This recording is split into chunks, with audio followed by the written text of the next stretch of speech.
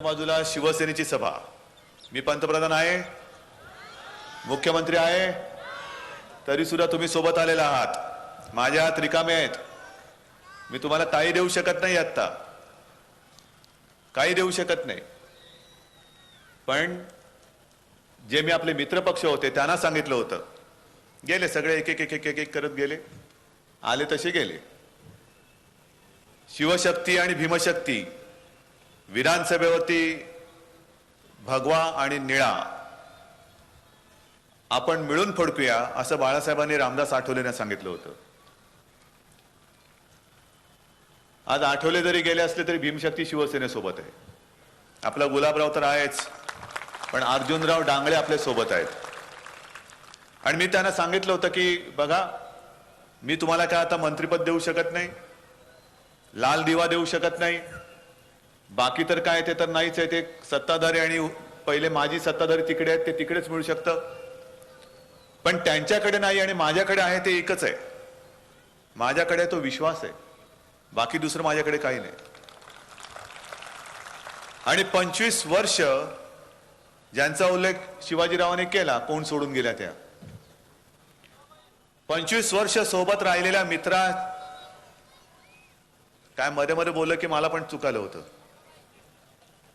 25 वर्ष अगदी संकट काळात सुद्धा जो मित्र सोबत राहिला, त्या मित्राच्या पाठीत वार करणाऱ्याच्यावर जर का तुम्ही विश्वास ठेवणार असाल तर त्यांची आश्वासनं तुम्हाला लख लाभो. मी माझ्या जनता जनार्दनासोबत त्यांच्या आशीर्वादाने शिवसेना प्रमुखांचं जे स्वप्न होतं ते पूर्ण करणार, म्हणजे करणारच, कोणत्याही परिस्थितीत करणार. आणि आज महाराष्ट्राच्या कानाकोपऱ्यात फिरतोय. विदर्भ झाला, मराठवाडा झाला. आजची 4थी सभा, अजून 2 सभा बाकी आहेत. काल 3 होत्या, परवा 5 होत्या, त्याच्या आधी 7, उद्या पण अशाच आहेत. जिथे जिथे जाता येणं शक्य असेल तिथे मी जातोय, पोहोचतोय. पण विशेष म्हणजे हे जे काय दृश्य दिसते समोर, हे मला सगळीकडे पाहायला मिळते. हेच दृश्य, हाच सगळा विश्वास, हा अथांग पसरलेला सगळा जनसमुदाय आणि धरून मारून मुटकून आणलेली माणसं नाही आहेत. जीवाला जीव देणारी जिवंत मर्द, हातात भगवा घेतलेली. मी तर म्हणेन ही माणसं नाहीच आहेत, हे डाणे वाघ आहेत, डाणे वाघ आहेत.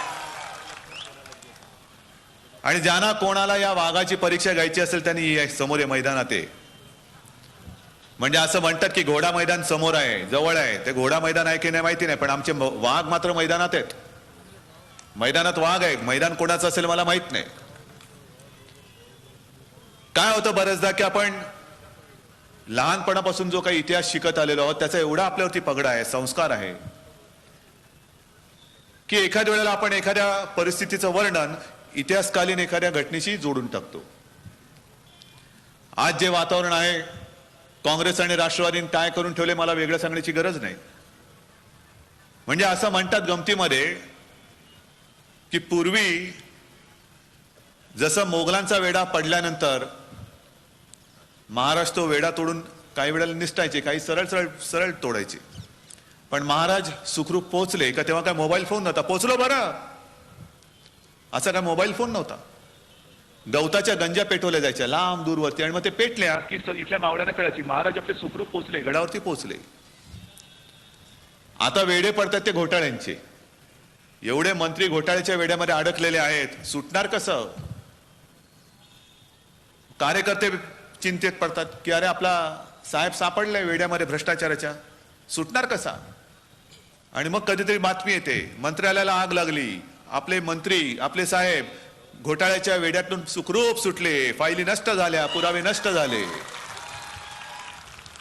हे असं तेव्हाच आणि आत्ताच असं जोडतो.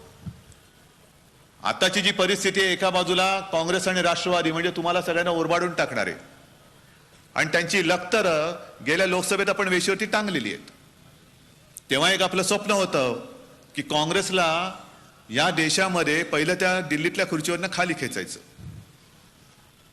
झालं, स्वप्न पूर्ण झालं, आनंद आहे. त्याही वेळेला म्हणजे इथले खासदार हे आपले जरी असले तरी आपण पंतप्रधानपदी मोदींना बसवायचं म्हणून ताण भूक विसरून उन्हातानामध्ये प्रचार केला होता. तुमच्यापैकी बरेच जण होते त्याच्यात. घरदार विसरून मोदी पंतप्रधान झाले पाहिजे.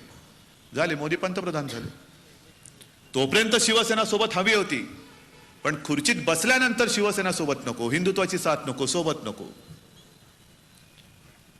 आणि हे सगळं वातावरण बघितल्यानंतर आज संपूर्ण केंद्रीय मंत्रिमंडळ हे महाराष्ट्रामध्ये फिरते. म्हणजे एका बाजूला तिकडे सीमेवरती गोळीबार चाललाय, पंतप्रधान दिल्लीत असायला पाहिजेत. लोकसभेच्या वेळेला जो प्रचार केला जात होता की आता थोडे दिवस थांबा, आमचं सरकार येत आहे, तुम्ही 5 मारले तर आम्ही 50 मारू, 50 मारले तर आम्ही 500 मारू, 500 मारले तर आम्ही 50,000 मारू.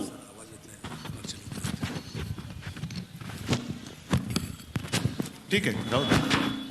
50,000 मारू, रोज मारतायत. आणि तुम्ही काय करताय? नुसतं गप्पाच मारतायत. तुम्ही 5 मारा, आम्ही गप्पा मारू, तुम्ही 50 मारा, आम्ही गप्पा मारू. कशाला थापा मारताय? तुमच्याकडे संपूर्ण देश आम्ही दिलाय सांभाळायला. देश सांभाळा, महाराष्ट्र सांभाळायला आम्ही खंबीर आहोत, आम्ही समर्थ आहोत. सगळं दळदळ तुफान सैनिक सगळे मोगल घेऊन उतरला होता. तुळजाभवानीचं पीठ करून टाकलं. सगळे आपली देव मंदिरं उद्ध्वस्त करून टाकले. अक्षरशः आयुष्य बेचिराख करून टाकत होता. बेचिराख ह्याचा अर्थ असा की घरदार लुटून टाकायचं, देवादिकांच्या प्रतिमा मूर्त्या फोडून टाकायच्या, घरातली इज्जत लुटायची आणि सगळ्यांच्या डोळ्यात देखत ते घर पेटवून टाकायचं, सगळी राख रांगोळी करायची. ह्याला म्हणतात बेचिराख. निवडणूक नव्हती. अफजल खान विरुद्ध छत्रपती शिवाजी महाराज, आमची निशाणी ढाल तलवार, त्यांची निशाणी काहीतरी वेगळी, अशी निवडणूक नव्हती.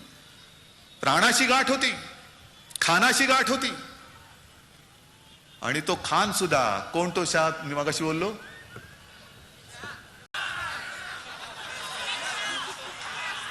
आदिल शाह रे. मी विसरतो, तुम्ही का विसरता? अरे एवढ्या सभा घेतो बोलण्याच्या ओघात मी विसरतो, तुम्ही का विसरता? आणि काय होतं मग? मी मगाशी पण पत्रकारांनी सांगितलं, मी नाही बोललेलो, हे बोललेले आहेत. मग उद्या चौकट टाकू नका, उद्धव ठाकरे असं म्हणाले. जनता बोलले काय? आदिल शहा. नीट ऐका, मी नाही बोललेलो, मी बोललेलो नाही. मी आदिल शहा म्हणतो, हे काय म्हणतात मला माहित नाही. तेव्हा तो पण बोलला होता. ये शिवाजी कोण आहे? ये तो पहाड का चूहा आहे, उंदीर. तो पण बोलला होता. आणि काल कोणत्या आलाय तो पण म्हणतोय की हा उंदीर आहे. म्हणजे मी अफजल खान बोललो, तो अफजल खान कोणाला उद्देशून बोललो नव्हतो. मी म्हटलं तसंच हे संकट आहे, विषम लढाई आहे. एका बाजूला सत्ता, पैसा, मंत्री, आणि दुसऱ्या बाजूला सर्वसामान्य माझ्या माता भगिनी आणि बांधव, देवादिकांचे आशीर्वाद, शिवसेना प्रमुखांची पुण्याई, आणि अशी ही मी लढाई करतोय. हे जणू अफजल खानी संकट आहे. मी टोपी फेकली, तुम्ही का डोकं घातलं? ही काय जत्रा नव्हती भरलेली, बरोबर ती टोपी फेकायची डोक्यामध्ये. मी फेकली टोपी, तुम्ही घातलं डोकं, मी काय करू? पण त्यावेळेला सुद्धा आमच्या शिवरायाला तो अफजल खान उंदीर बोलला होता.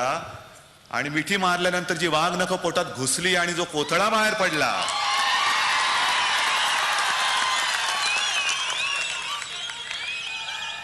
तो खान पुन्हा विजापूरला जाऊ शकला नाही. त्या प्रतापगडाच्या पायथ्याशी जाऊन बघा, पाहिजे तर जाऊन बघा.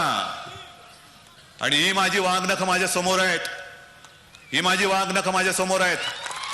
परीक्षा घ्यायची तर घेऊन बघा निवडणुकीत कसा कोथळा बाहेर पडणार आहे तुमचा. हा शिवरायाचा महाराष्ट्र आहे, नामर्दांचा महाराष्ट्र नाहीये. कोणी यावं ऐऱ्यागेऱ्याने टपली मारून जावा, हे सहन करणारी बाकी कुठेतरी असेल. पण महाराष्ट्रामध्ये, शिवरायाच्या महाराष्ट्रामध्ये हातात ज्यांच्या भगवा आहे ती मर्दाची अवलाद आहे, नामर्दाची नाही.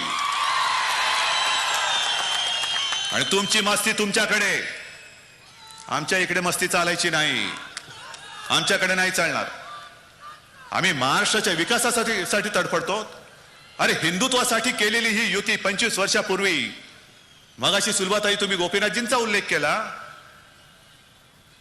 ती पिढी ही वेगळी पिढी होती. प्रमोद महाजन होते, गोपीनाथ मुंडे होते. काय त्यावेळेला आमचे वाद झाले नव्हते?